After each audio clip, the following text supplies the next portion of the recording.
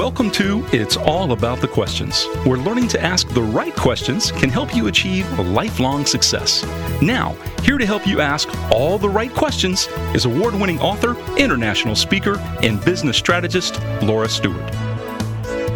Good morning, afternoon, and evening, everyone, and welcome to the show. As always, I don't know where you're listening to my show live or on podcast, or what time of day or night it is for you. So thus, the good morning, good afternoon, and evening. And today is just a beautiful day in the neighborhood, and I can't wait to see the Tom Hanks movie when it comes out, because I just love Mr. Rogers, because he asked such really great questions and really shared with us how we can find out who we really are as people. And my guest today is somebody I've wanted to have on the show for so long. And finally, the other day, we were talking, we're like, oh, yeah, how come we haven't done that yet? So thankfully, she was able to say yes, and we came up with a date. And I have the amazing Kathy Tagenel on the show with me today. You may know her as Agent 99 of Bob Burg's Maxwell Smart. And if you've been listening to the show or know anything about me, you know that Bob Burg is one of my mentors and dear friends. And Kathy is just one of those people that everybody should know. She's the captain of her own ship. She's a geek who loves marketing, yet most of all loves helping others find their real M.O. So, Kathy, welcome to the show. Thank you, Laura. It is such an honor to be with you today, and I'm just really looking forward to this, and thank you for that wonderful introduction. Oh, you know, we've known each other for a lot of years. We haven't spent a lot of time directly, like hanging out on the phone, talking, or in person, but we've hung out in our own ways for years, and there's so much that so many people don't know about you beyond the go-giver world that you spend so much of your time in. And I'm so glad that we're getting to do this today, because you do some work that a lot of people don't know about but need to. And I want to talk about that today, because before the show started, you talked about how you originally wanted to be a heart surgeon. And I didn't know that about you. I've known you as a geek, right? The engineering background, the IT background, the chief marketing officer, all of that. But I didn't know that you started out wanting to be a heart surgeon and realized it wasn't for you. How did you come to that decision? Because it really turns out you've helped so many other people find out really what they're meant to do. Thank you. Yes, it goes back to, in high school, my dream was to become a heart surgeon. I remember writing my senior paper on the Jarvik 7, if anyone remembers the first artificial heart replacement. I was that geeky into it, and I went off to Northwestern University to study biomedical engineering. I thought that was going to be a great pre-med prep, right? And that year, I got to observe surgery. I spent a whole day, and I think I saw 3 different surgeries. And there was a brain surgery, a liver transplant, and an open heart. And, it was amazing. But there was at one moment, I remember, I think it was in the 3rd surgery, and there's rock music playing and the surgeons are talking, and I stepped back, and you know how they have the screen so you can't see the person's face, at least that's how it was back then, and I had stepped back enough because something just didn't feel right, and I saw the person's face, and I just had this sense of, this is a human being on this table, and we're playing rock music, and it just, from that moment I realized I was not going to become a heart surgeon. And I really went down a path more of looking for holistic, alternative medicine, that type of thing. But it also left me like, oh, wow, I'm not going to be a doctor. What am I going to do? And I thought, well, everything's electrical, everything's energy, right? Right. So I switched my major to electrical engineering because I thought I could surely get a job with that. So that... major change my freshman year of college, really set me off on a different path.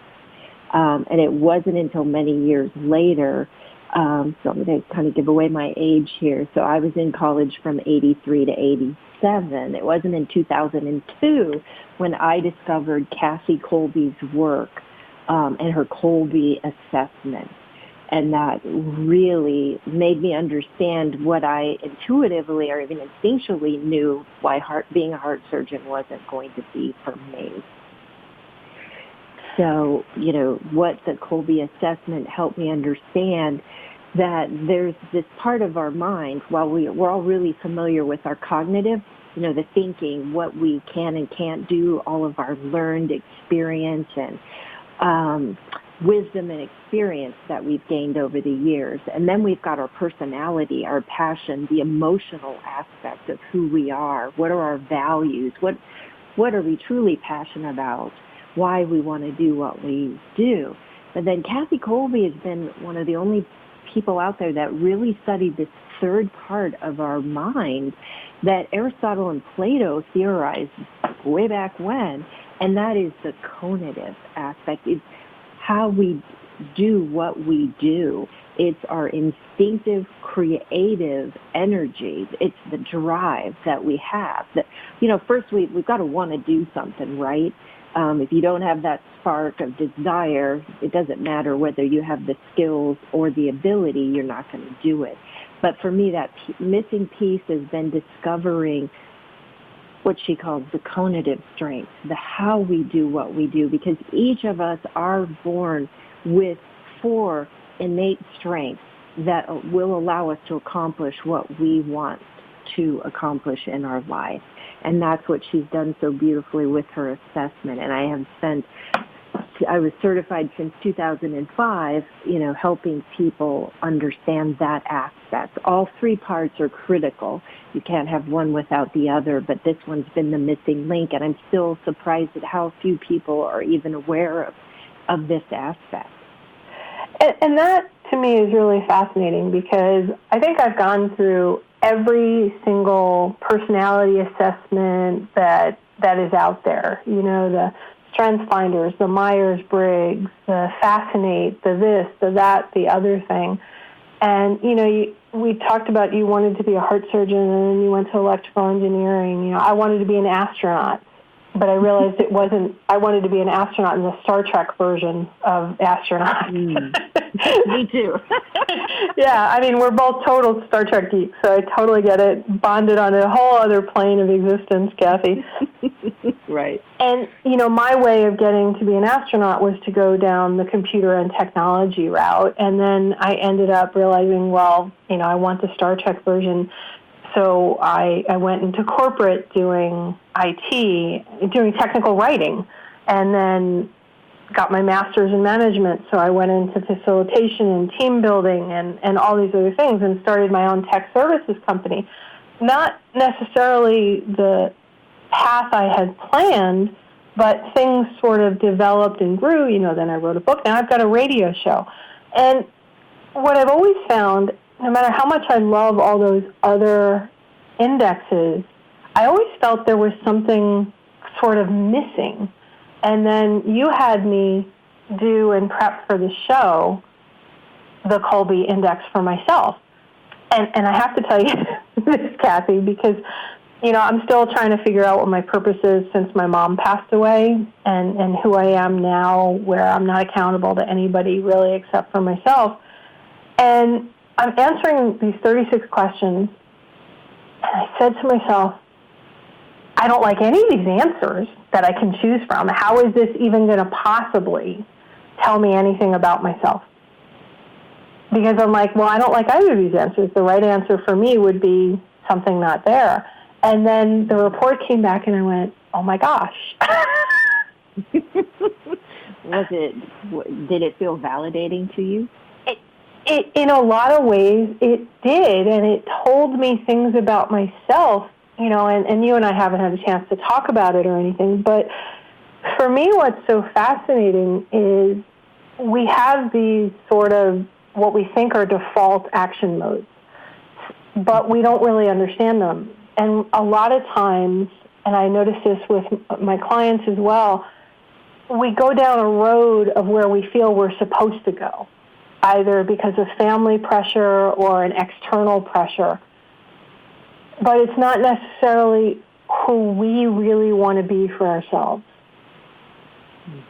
How do you address that for somebody? I think that Colby does a lot, but you do so much more with trying to help people figure those pieces out. It's not just what the numbers say.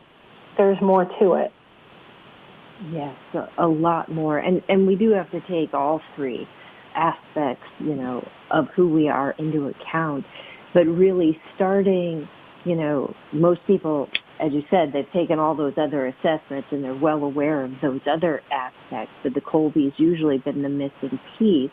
And for people to appreciate these natural strengths, because these are things you were never taught.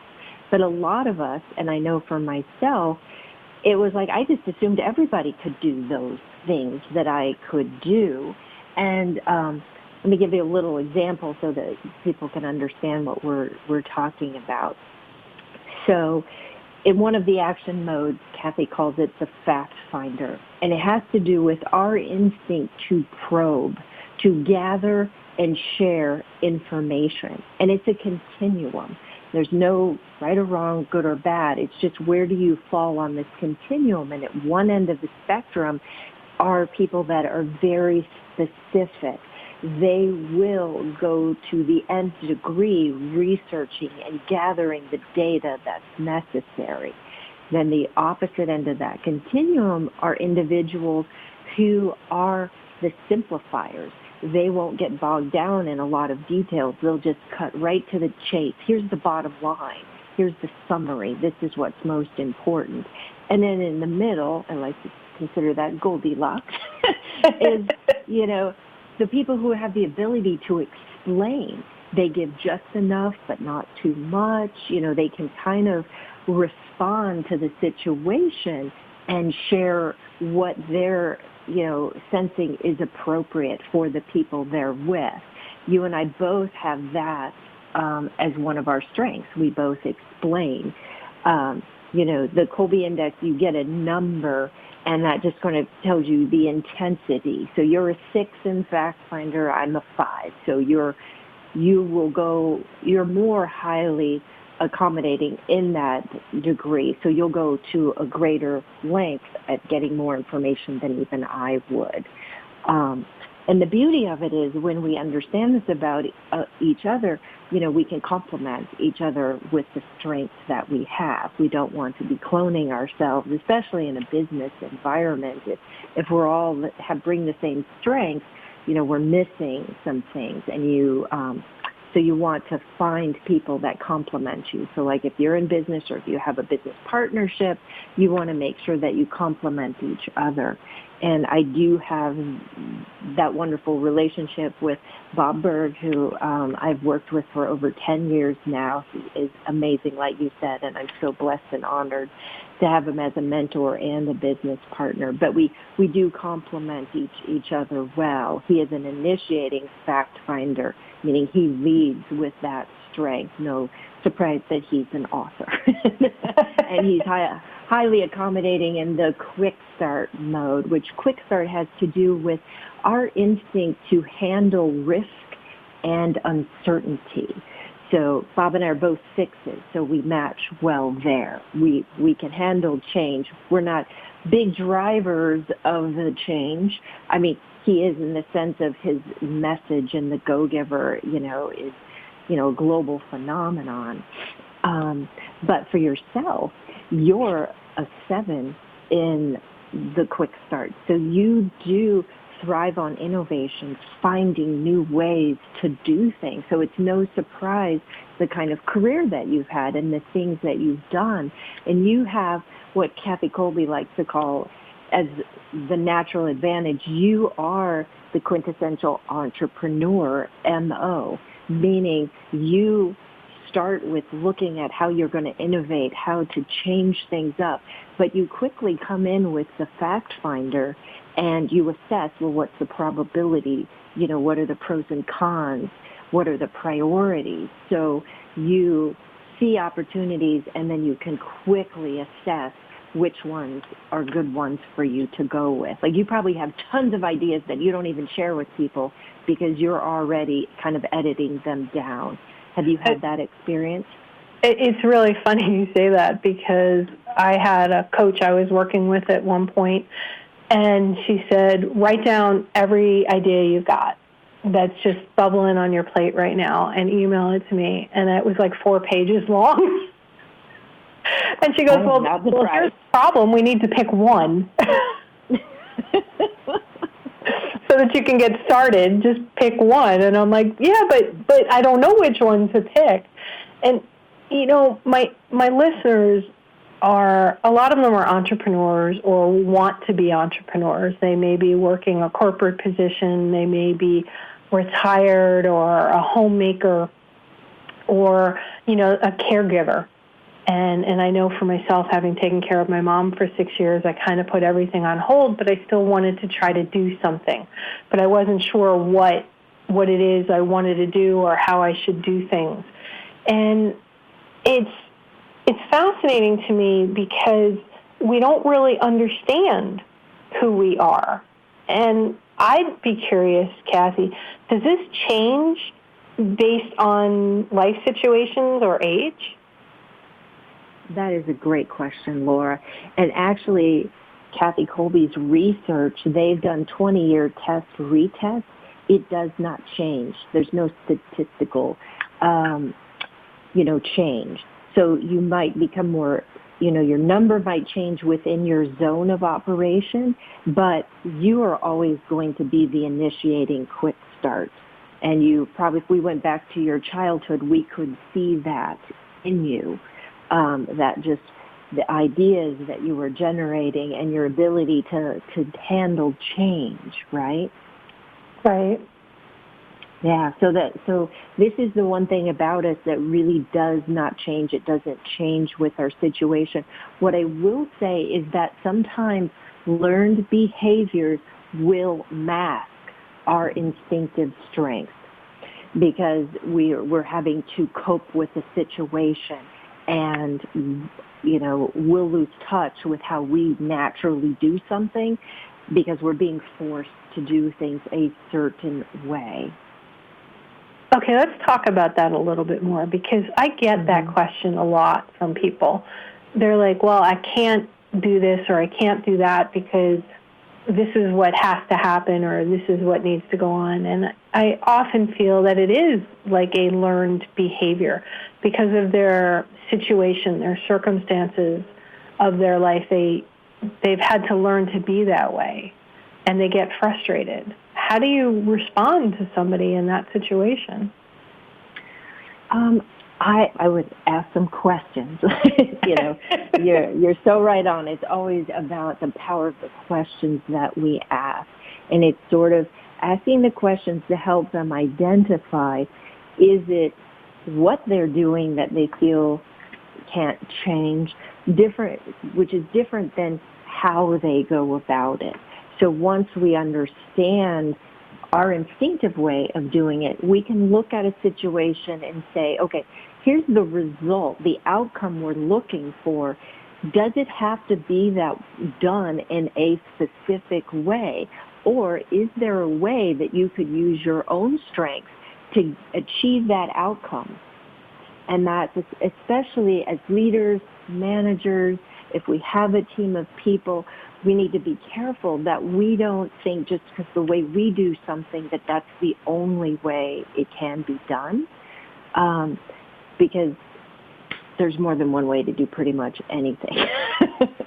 I mean, there may be a few things like that have to be done. And that's a situation, well, then that's something that an individual shouldn't do. And Laura, I'm sure you've experienced this too. Just because you can do something doesn't mean it's something you should do, right? Oh, that's so funny that you said it in exactly the way you said it, because I was just interviewed for a cybersecurity podcast on privacy and things like that. And the whole conversation for me always goes back to just because we can, should we? Mm-hmm. And it's a struggle, though, for a lot of entrepreneurs, especially I would think if they are a quick starter or a fact finder, that you're like, well, but yeah, let's go do this. This is really cool. So how do you temper that idea of just because we can, we should or shouldn't? Well, that's when the cognitive part of our brain needs to kind of kick in and say, is this really what's going, the best thing, the best use of our time, our energy, most importantly, our energy. And that's, I feel like I'm hopping around, but one of the most important things that I like people to understand once they, understand what their instinctive strengths are, it really has a lot to do with the percentages of each strength that you have. And I no longer think about time management the same way. I don't focus on time. I really think about my energy and how am I going to allocate my energy in a given day. I have a certain percentage. I actually initiate in what she calls the follow-through, and that is our instinct to pattern, how we will organize and design things. It's how much structure do we need in order to take action. So I'm a 7 in the follow-through. So that's how I lead. If I have something I need to do, I will first plan it out, or I'll think through what's the big picture, what needs to be done, and then just can easily sort of sequence out what the steps would be. That's one of my gifts. I never was taught how to do that. I just do that naturally. I love developing new programs, new businesses, that type of thing. So my being a 3, what does that mean in follow-through? Well, what that means is that you are highly flexible. You are the strength of what she calls your ability to adapt.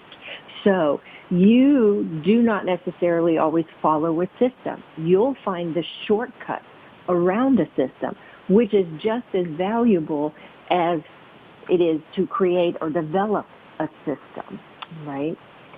So you have the gift of the true multitask. Now, multitask, we can only really physically do one thing at a given moment in time, but there are individuals like yourself who actually thrive when you have multiple projects that are going on and you can kind of flow between them and put in some time over here and get this little piece done and then hop over here and do that piece. Have you found that to work for you? Oh, yeah, especially in the tech world. I'd look at an issue on somebody's business, and I always used to say, I skipped over like 10 steps. And they're like, but you do things faster. I don't understand it. I'm like, well, I just saw that I can get there from here, so why did I have to do these things? I'll just do that. That's right, and that's your gift, and that is so needed so that we don't get bogged down in these systems. You help make the systems better because you find the shortcut.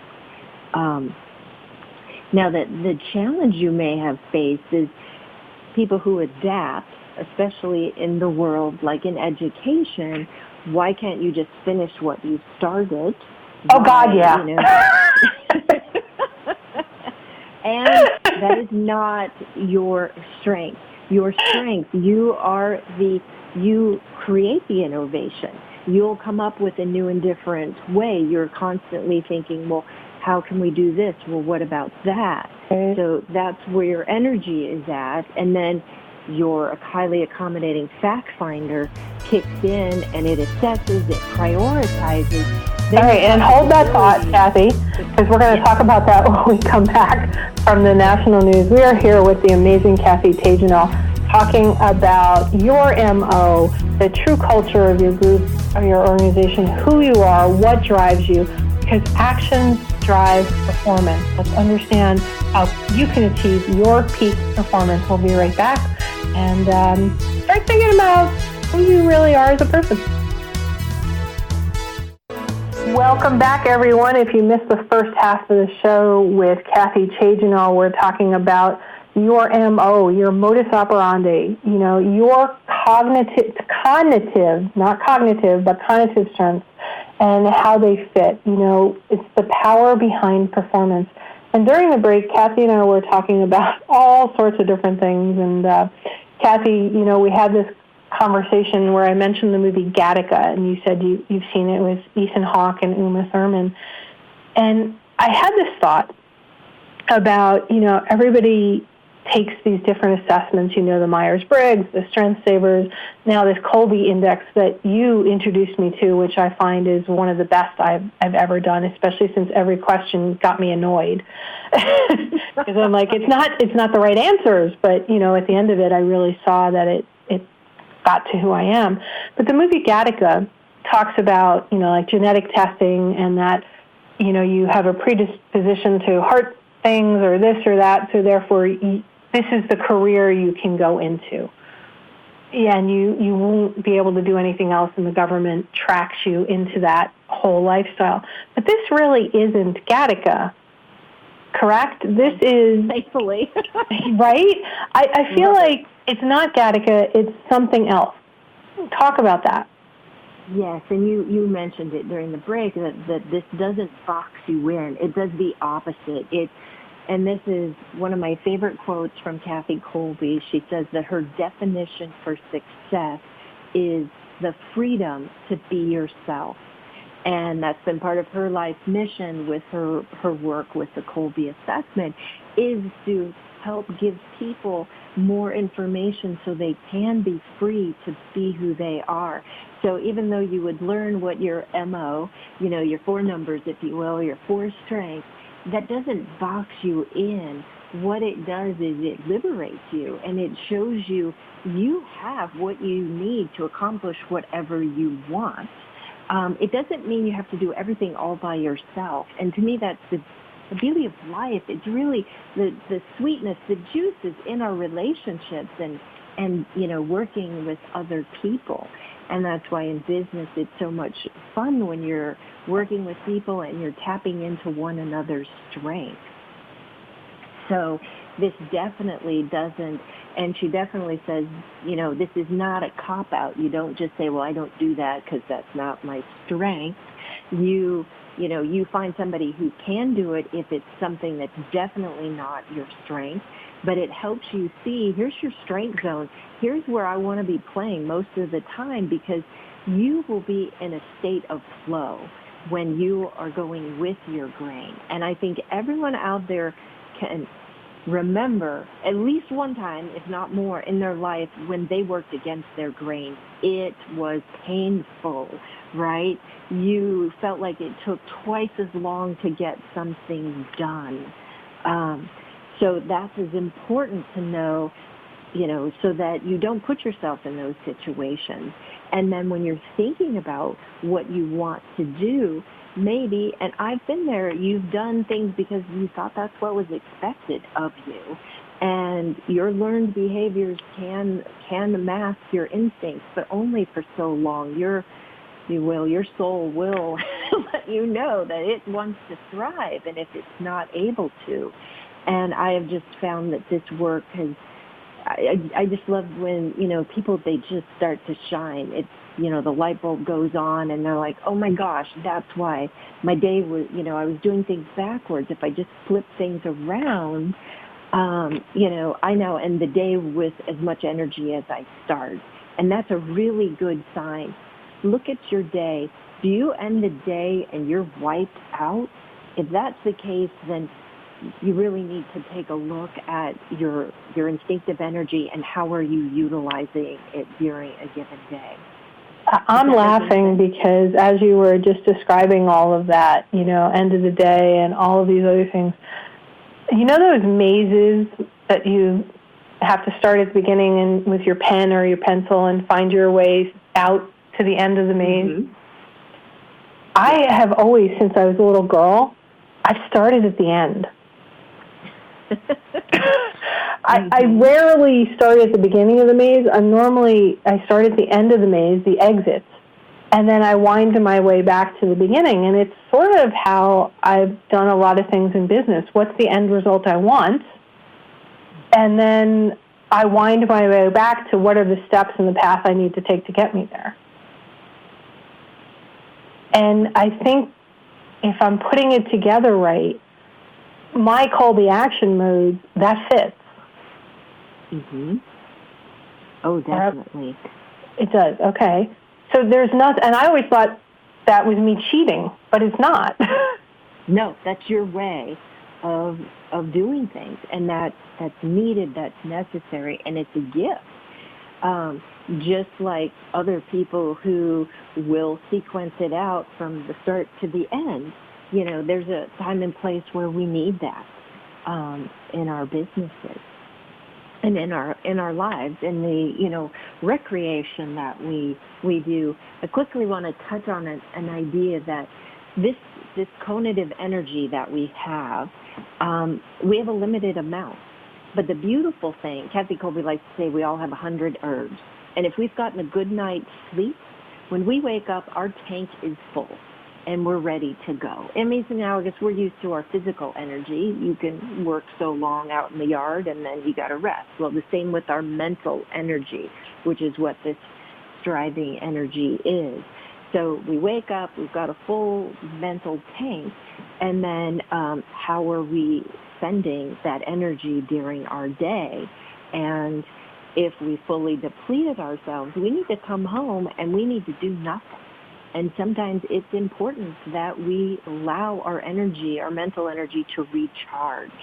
And one thing, we get those little clues, our mind's trying to tell us that, I'm getting a little mentally fatigued. What you need to do is switch modes, switch gears. So if you were reading a contract or reading through a very lengthy report and you start to feel fatigued, and depending where you're at on that fact-finding continuum, if someone's a 3 in fact-finder, they're going to get fatigued maybe after a half an hour of reading, whereas someone who's a 7 or an 8, they could probably read for several hours before they might start feeling fatigued. But once you start getting that sense you're getting fatigued, switch gears. Stop reading, get up, go walk around for a few minutes, go have a conversation, make a phone call, because phone verbal, that's your quick start energy. You use that. So out of, we have our 4 action modes. If you can just visualize this with me, you have your fact finder, your follow through, your quick start, and then the implementer. We'll come back to that one in a moment. And there are these 3 zones within each of those modes. If you're, at a 7 to 10 is your score, you initiate. That means if I give you a problem to solve, you're going to start there with that.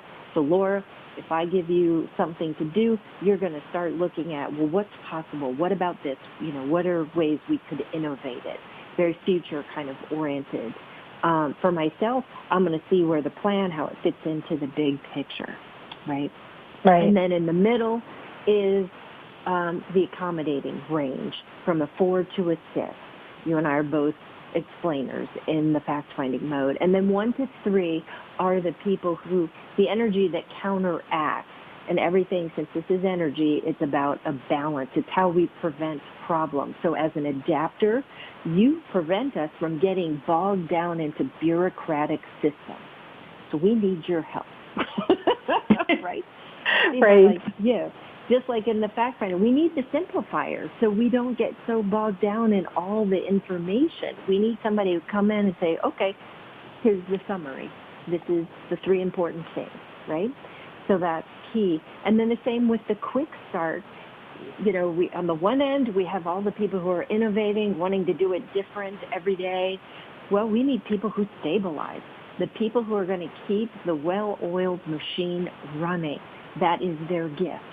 They will change, but they need to understand what's staying the same so that they can make that change. And now let's talk briefly this implementer. It really has to do with our instinct to handle space and tangibles. So it's about how hands-on you are, not whether you get things done or execute, implement them. It's about how much hands-on do you do when you take action. So those who initiate are going to be the builder type. They're out working with their hands all day long. They never get tired. Think your mechanic. a construction builder, that type of individual. In the middle, like yourself, or your 4, you are the person who can fix things. And it's no surprise that you were in IT and could deal with all the computers and the cabling, that type of thing.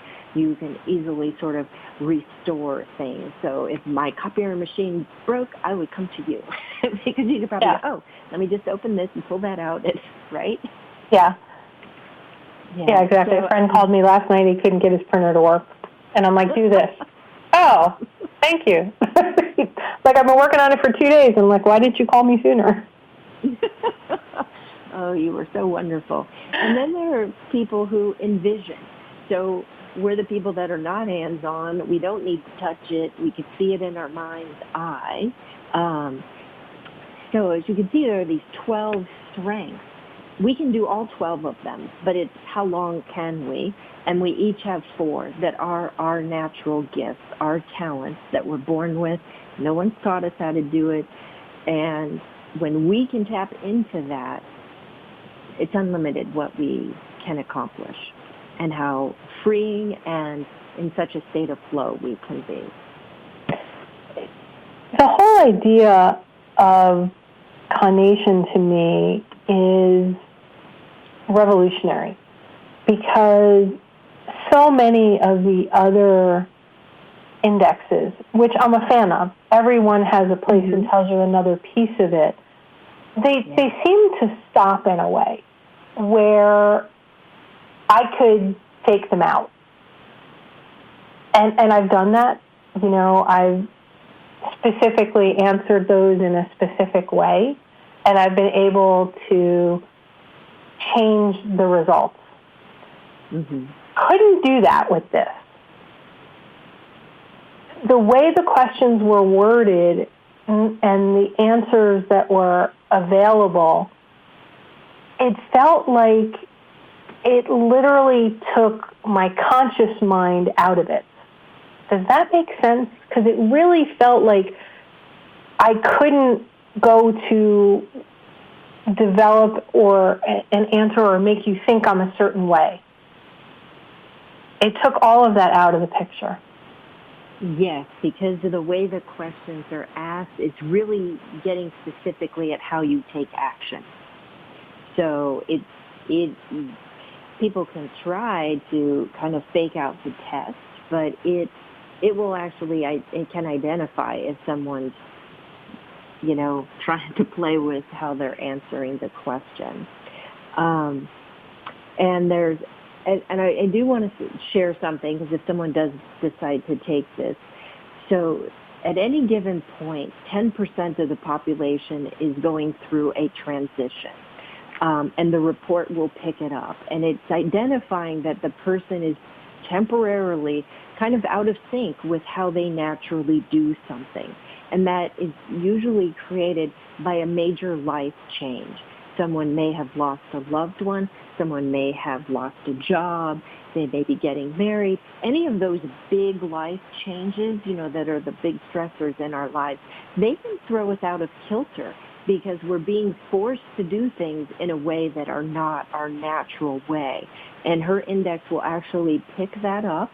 And then it has great questions that it asks to try and help the person, you know, identify where this might be coming from. And then it's just a matter of time when the person could retake the assessment. Okay, that makes a lot of sense, because I know if I had taken this perhaps 2 years ago, right after my mom died, or just before my mom died, I probably would have ended up number-wise pretty close to where I am. But when I was answering some of the questions, I probably would have had the thought, yeah, I would answer it that way, but right now I need to answer it this way. And I would have really had to think hard to remind myself, no, this is about who I am and not who my circumstances are. What my circumstances are. Because circumstances aren't a who. Well, in the case of taking care of Mom, it was a who. Right. Yeah, so that's a very difficult time that you went through, and I wouldn't be surprised if you had taken it then that you would have shown up in a transition, because you may have been having to do things during your care that was maybe not allowing you to be the adapter that you naturally are, because you might have been having to do things on a specific schedule day in and day out or something like that. Yeah. Although I know with my mom, it was I was tired of adapting. I wanted things to stabilize, and everything was constantly changing. I never knew from an hour or a day to day what I was going to have to deal with in that day. So I feel like my adapting got burned out. And does that happen for people? That because of a position they're in, a career they've taken, a life circumstance, that one of their 4 action modes gets so overused that it almost fries them? Yes, you can.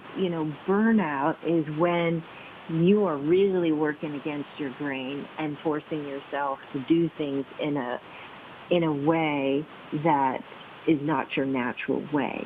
So yes, there's a lot of people that are experiencing that. And it's where we really need to take a step back and look at our energy and how are we utilizing it. Can we change so that we are more in our flow state and not working against our grain? And so you can re-energize by doing nothing. Be sure to give yourself downtime when you're not trying to strive to do something. Nature is one of the best ways to regenerate your energy. All of us have some amount of the implementer energy. Some have a lot more than others. But so just a few moments, if you can walk outside and take a little walk, get the fresh air, the sunlight, that's very rejuvenating for all of us. It just activates all of our senses, and that's very powerful.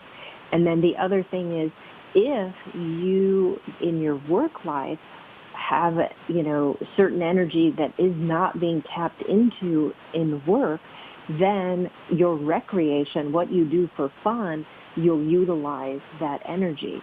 So some people who may have a lot of implementer energy, but that's not what they do for a living, then they'll spend their nights and weekends out cycling, running races, planting a garden, maybe love to cook.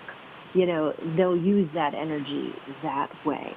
And one thing to know, if you use up your energy during the workday, when you come home, like maybe you really are the person who organizes and does all of the development for the company, and then you come home and your house is a mess, your family members be like, I don't see any of this, follow through strength here at home.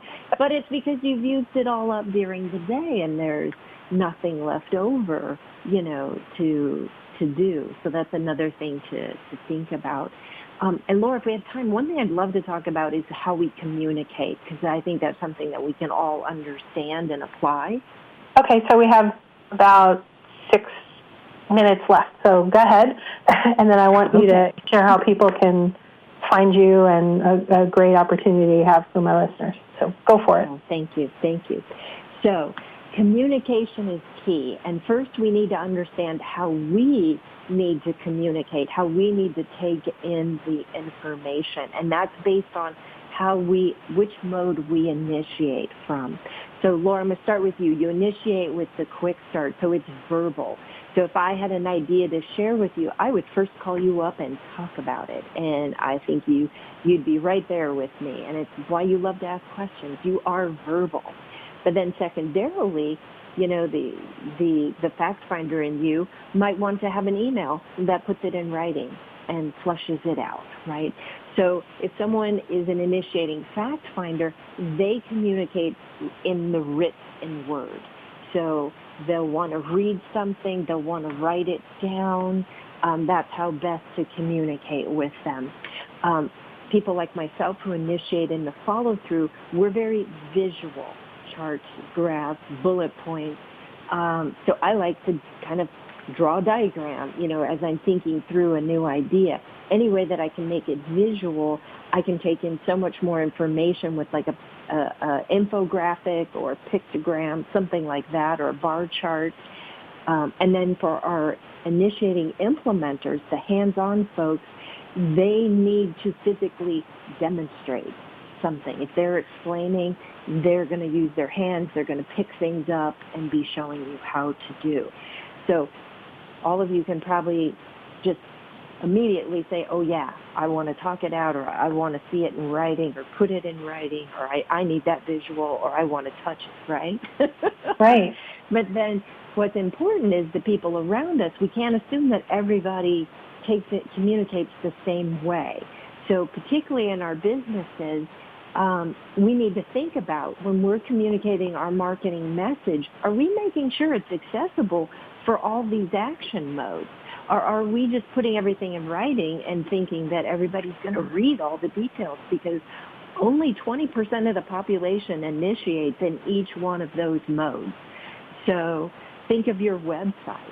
One, I always put our phone number upper right corner. I want those quick starts to see my number and call me immediately. Right, I get it. Hunting around for it. I want it to be very visually appealing and organized for those follow-through so they can skim and scan down the page and hone into what it is they want to see. I also want to provide a lot of backup documentation or areas that open up and give more detail for those fact finders who are going to want to dig deeper in what's there. And if there's any way that there's something that I can have for the implementers that might be able to download so they can physically touch something or something in a physical realm that they could do, or in a way in which we could meet, because those people are going to want to meet more in person type of thing. So just quick little ideas of how this really can apply and help you in terms of communicating your marketing and your sales messages. That would explain why for the last year and a quarter since I've had this sound-induced vertigo thing, especially since May when I had the surgery where I couldn't even tolerate a pin dropping, I've been so frustrated because I want a verbal, and I haven't been able to. It's just been text or written or some other thing. That's really fascinating and why it's shut me down as to what I could possibly do. Wow, we need to talk about that some more, Kathy. Yes, let's definitely. And thank you so much for this opportunity to talk with you today and share, this information with your listeners. If people want to know more, they can go to the gogiver.com. It's just all run together, TheGogiver.com. That's our main website for Bob Burg and my work around the Go Giver way and the Go Giver message. And then if you want to know more about the Kolbe and would be interested in taking the assessment, go to the gogiver.com/Kolbe, and that's Kolbe. And on that page, the index is $55. I also have a package that I'll do a 30-minute debrief with you for $100. So you can pick which one you might want if that's something that interests you. Thank you for offering that to my listeners, because I really, the Kolbe method is so different behind how it tells you about yourself. And like I had said to my listeners when I was taking it, Kathy, I felt like my conscious mind went away with the way the questions were asked. So I really got to understand something about myself that the other assessments never really showed me. So thank you for that. And thank you for sharing your wisdom with everybody. Oh, it is my honor. Thank you, Laura. All right, everybody, so if you want to find out more about Kathy Tagenel and the Kolbe method, go to the gogiver.com/Kolbe, Kolbe, and you can Google Kathy as well and find out all sorts of wonderful things about her. What I love about this episode is I want you to understand who you are. Not who you want to be, but who you are, which will help you take yourself to the next level. Have a great day, everybody, and remember, the right questions can change your life. So what are you asking today? Hug someone you love. Have a great day. It's all about the questions, starring Laura Stewart. Connect with Laura at it'sallaboutthequestions.com and download a free workbook that will help you ask better questions starting today.